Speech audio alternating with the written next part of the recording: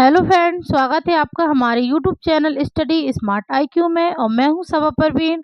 और आज हम फिर पढ़ने जा रहे हैं आरआरबी ग्रुप डी 2025 के लिए जी के जीएस की क्लास, जिसमें हम डिस्कस कर रहे हैं प्रीवियस ईयर क्वेश्चन। और ये हमारी क्लास 39 है और इससे पहले हम 38 क्लास से कर चुके हैं। और आज इस क्लास में हम पढ़ेंगे 6 सितंबर 2022 के शिफ्ट 3 के जी के जीएस के previous year question MCQ. So I hope आपको ये वीडियो पसंद आए, और ऐसे ही वीडियो देखने के लिए हमारे चैनल को लाइक करें, शेयर करें और सब्सक्राइब करना ना भूलें। चलिए स्टार्ट करते हैं क्लास। फर्स्ट है, निम्नलिखित में से कौन सी भाषा शास्त्रीय भाषा श्रेणी से संबंधित है। तो इनमें से कौन सी भाषा है जो कि शास्त्रीय भाषा श्रेणी से संबंधित है? पाली, प्राकृत, संस्कृत या हिंदी? तो संस्कृत भाषा जो कि यह शास्त्रीय भाषा श्रेणी से संबंधित है। राइट आंसर है ऑप्शन सी, संस्कृत। ठीक है, संस्कृत भाषा ये 2005 में शास्त्रीय भाषा बनी थी, जो कि 8वीं अनुसूची में सूचीबद्ध है। ठीक है, कितनी शास्त्रीय भाषाएं हैं अगर हम बात करें तो 6 शास्त्रीय भाषाएं हैं। ठीक है, कितनी? 6 शास्त्रीय भाषाएं, जिनमें से सबसे पहली है तमिल 2004 में, फिर उसके बाद है संस्कृत 2005, फिर कन्नड़ 2008, तेलुगु 2008, मलयालम 2013 और उड़िया तो ये है 2014। ठीक है, ये 6 शास्त्रीय भाषा है। और अभी मैंने पिछली 3 वीडियो में भी यही भाषाएं बताई हैं। ठीक है ना, तो ये सबसे ज़्यादा इम्पॉर्टेंट है क्योंकि ये 3 बार पूछी गई हैं लगातार, शिफ्ट 1, शिफ्ट 2 और शिफ्ट 3 में। ठीक है, तो ये इम्पॉर्टेंट है, तो आप इसे जरूर याद रखिएगा। ओके, चलिए नेक्स्ट करते हैं। नेक्स्ट है, सौर पैनल में ऊर्जा रूपांतरण डैश से डैश तक होता है। तो सौर पैनल में ऊर्जा रूपांतरण यह सौर से विद्युत में तक होता है। ठीक है, सौर से विद्युत तक होता है सौर पैनल में ऊर्जा रूपांतरण। Right answer option A. Next है, एचआईवी डैश के माध्यम से फैलता है। तो एचआईवी ये फैलता है संदूषित रक्त के आदान से। राइट आंसर है ऑप्शन ए। नेक्स्ट है, निम्नलिखित में से किसे औषधीय पौधा माना जाता है? तो औषधीय पौधा किसे माना जाता है? साल, सागौन पौधा, नीम या देवदार?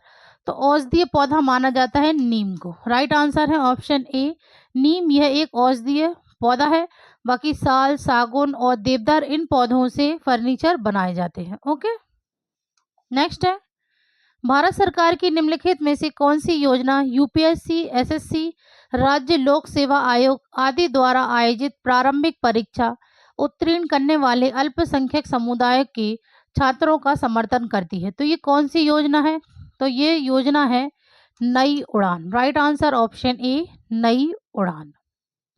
नेक्स्ट है, एक तत्व एक्स में कुल 16 प्रोटॉन और 16 न्यूट्रॉन है, यह डैश से संबंधित है।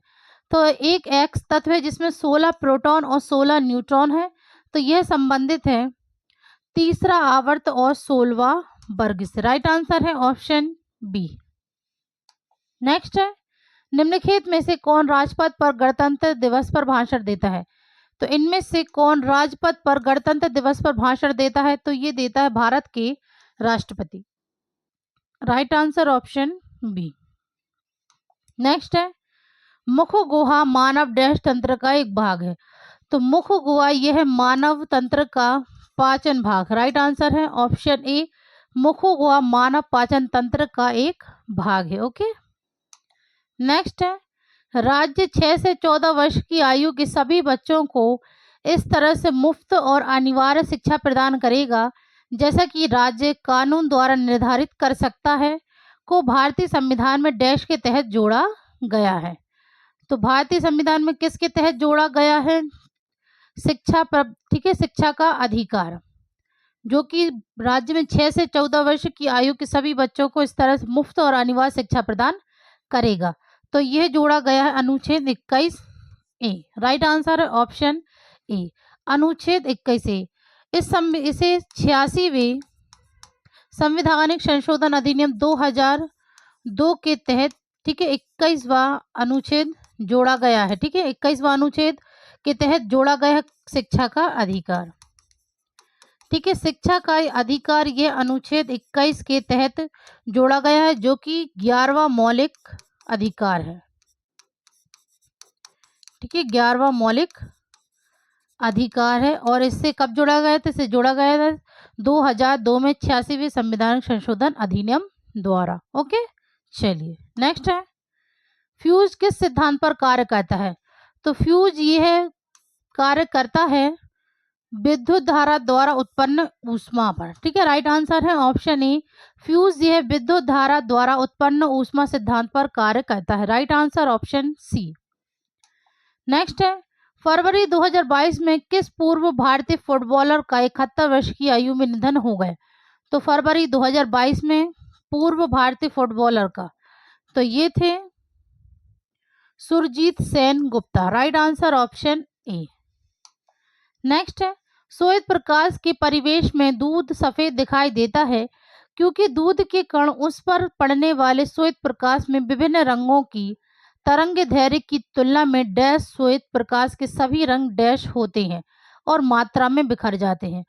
तो विभिन्न रंगों की तरंग दैर्घ्य की तुलना में बड़ा और श्वेत प्रकाश के सभी रंग लगभग समान होते हैं। राइट आंसर है ऑप्शन ए।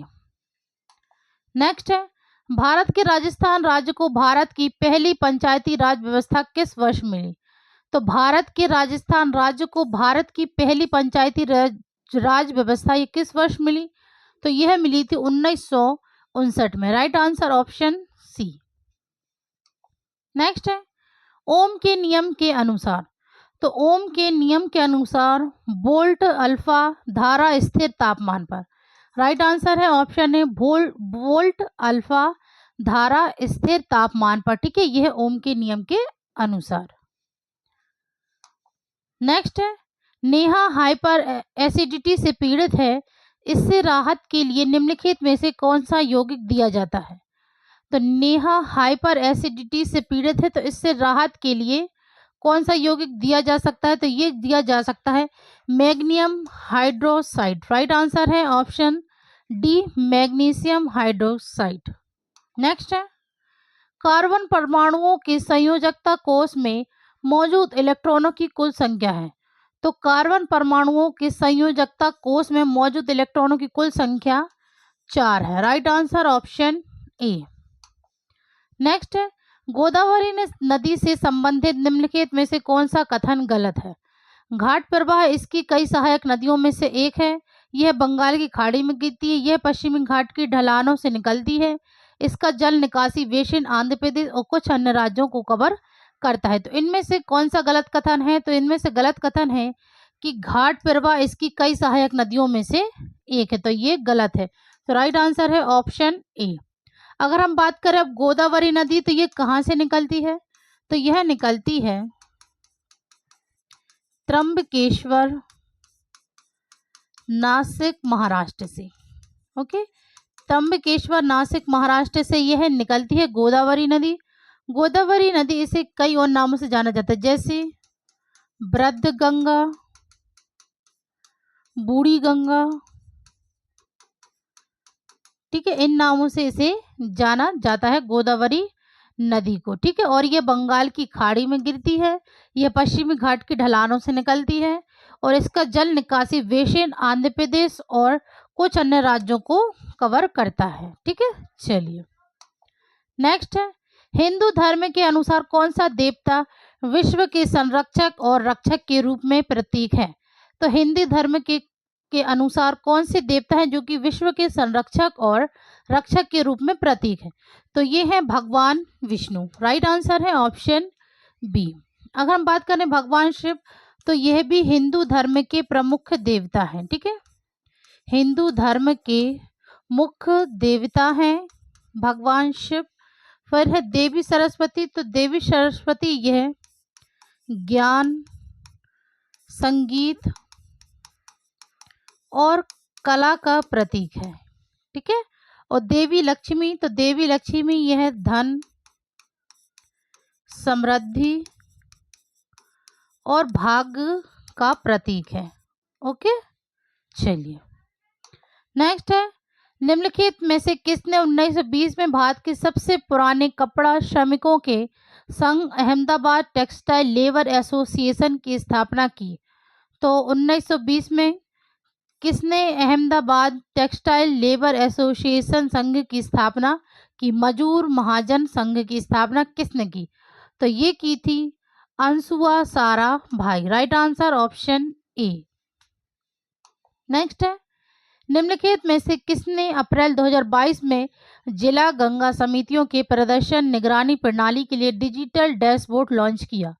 तो किसने अप्रैल 2022 में जिला गंगा समिति के प्रदर्शन निगरानी प्रणाली के डिजिटल डैशबोर्ड लॉन्च किया? तो ये लॉन्च किया था Gajendra Singh Shekhawat. Right answer option D. Next है, वायुमंडलीय दाब और बाष्पोत्सर्जन की दर डैश है?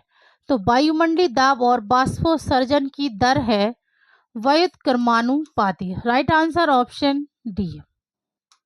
नेक्स्ट है, प्राकृतिक गैस के जलने पर कौन सी गैस निकलती है? तो प्राकृतिक गैस के जलने पर CO2 कार्बन डाइऑक्साइड गैस निकलती है। ओके, नेक्स्ट है, किसी विद्युत धारावाही चालक द्वारा उत्पन्न चुंबकीय क्षेत्र है?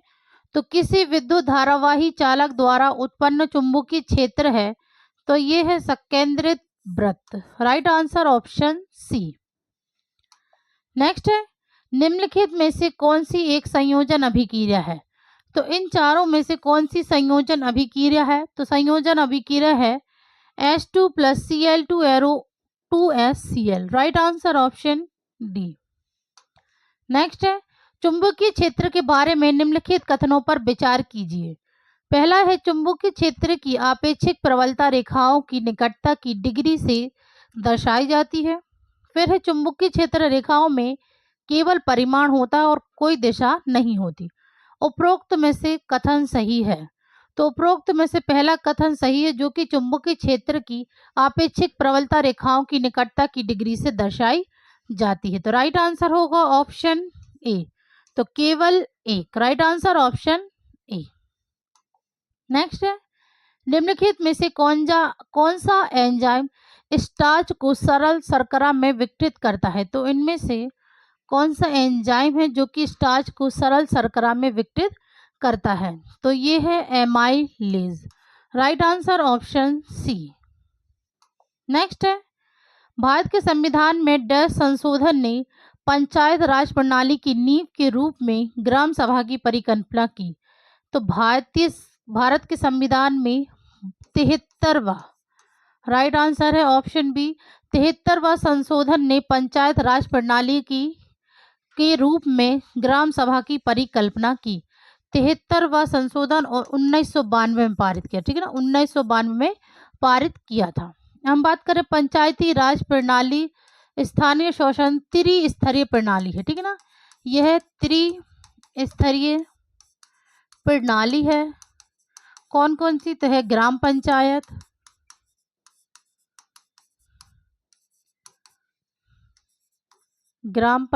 पंचायत समिति,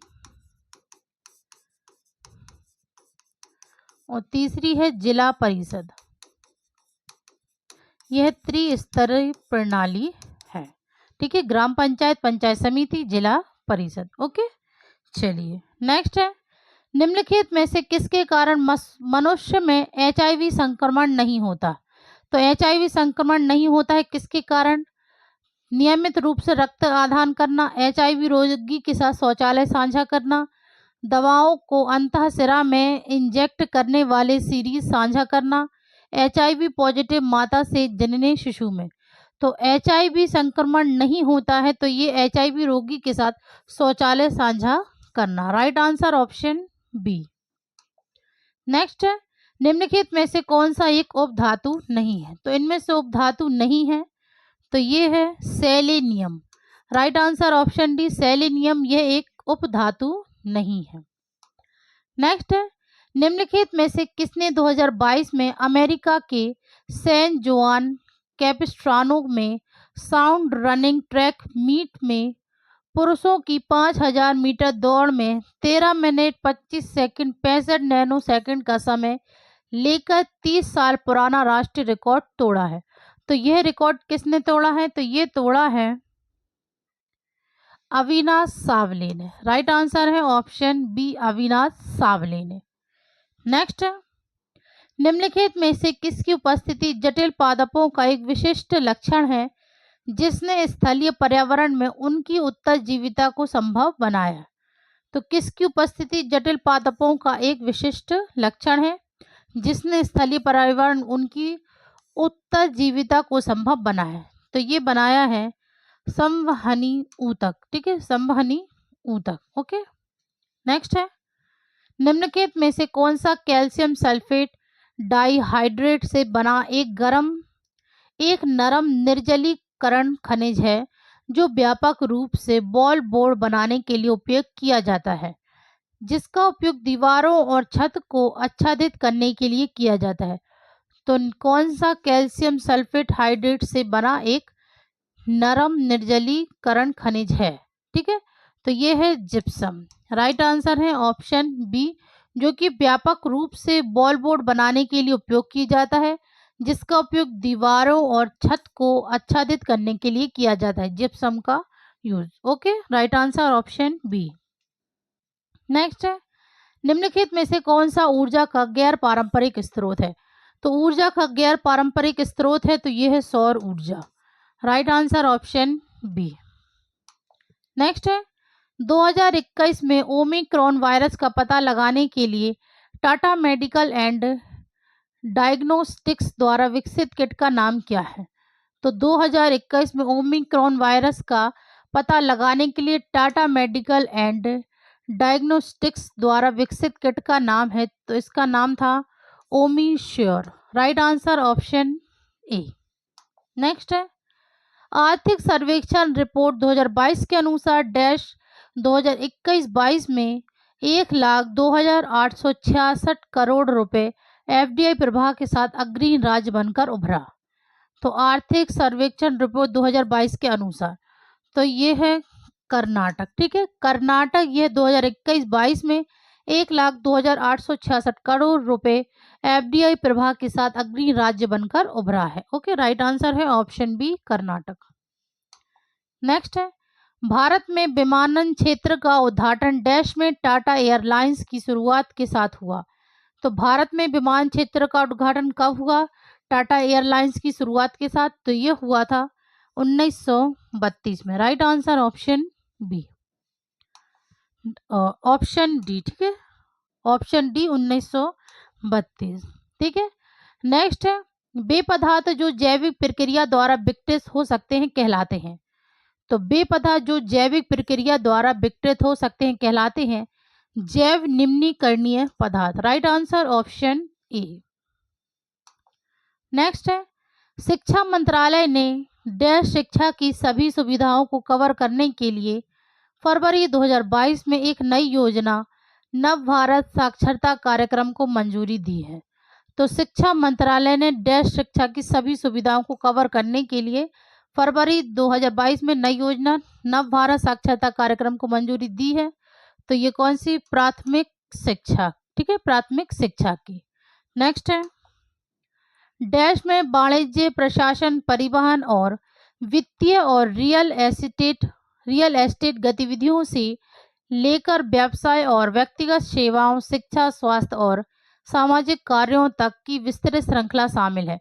तो यह शामिल है तृतीय क्षेत्र में। राइट आंसर ऑप्शन ए।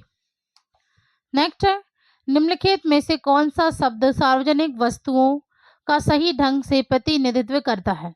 तो इनमें से कौन सा शब्द है जो कि सार्वजनिक वस्तुओं का सही ढंग से प्रतिनिधित्व करता है? तो ये है गैर बहिष्कृत। Right answer option C. Next है, निम्नलिखित को सम्मिलित कीजिए। सोडा को उसके रासायनिक सूत्र से सम्मिलित करना है। तो कास्टिक सोडा का रासायनिक सूत्र है NaOH। ठीक है, और बेकिंग सोडा का रासायनिक सूत्र है तो ये है NaSCO3 और धावन सोडा का रासायनिक सूत्र है Na2CO3। फर्स्ट का C, सेकंड का A और थर्ड का B। CAB। Right answer option third. Okay, तो ये थी आज की हमारी क्लास RRB ग्रुप डी 2025 की जी की GS की क्लास। आई होप आपको ये वीडियो पसंद आई हो, और ऐसे ही वीडियो देखने के लिए हमारे चैनल को लाइक करें, शेयर करें, सब्सक्राइब करें। Thank you.